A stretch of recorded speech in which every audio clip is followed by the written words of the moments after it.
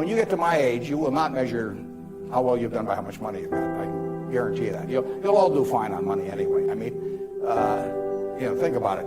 7 hours a day, you're in a bed. You got exactly the same mattress I've got. If you don't, we'll sell it to you at the furniture mart. So we're on a parity. I can't outdo you, in terms of my sleeping enjoyment. You can match it by buying this mattress, which we'll give you a special price on. Just mention my name. We eat at the same places. We eat at Dairy Queen, particularly if you're in my position because we own it. But we eat at McDonald's and Burger King, and when I leave here, I'll stop by a fast food place. So our eating experiences are the same. We travel the same. I mean, I had a 10-year-old car up till about a year ago, and it just doesn't make any difference to me. And they all work.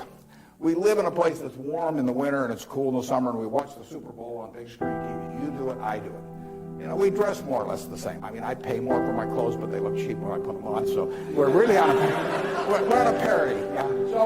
So the money isn't going to be that big a deal. Everybody in this country is going to, with the intelligence this group has, the energy you have, you're going to do well. So what's the difference? What really counts?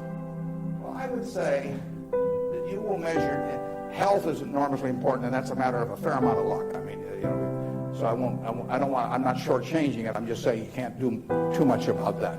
But you will measure your success in life by how many, and extent, whether it's the people you want at 70 or whatever the age may be, you'll measure it by how many of them really love you, in the end.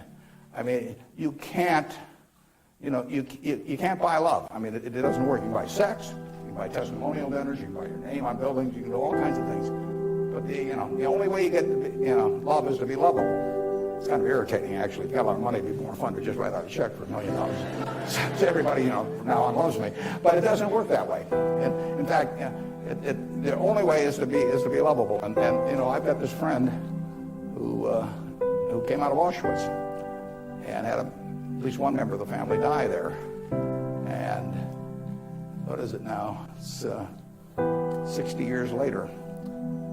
She still, when she looks at people, it's a Polish Jew, when she looks at people, the question she asks herself in determining who she really trusts as friends, the one question in her mind is, would they hide me? Now, when you get to be 70, if you've got a lot of people that would hide you, you've had a successful life. I know people who have a tremendous amount of money, no one would hide.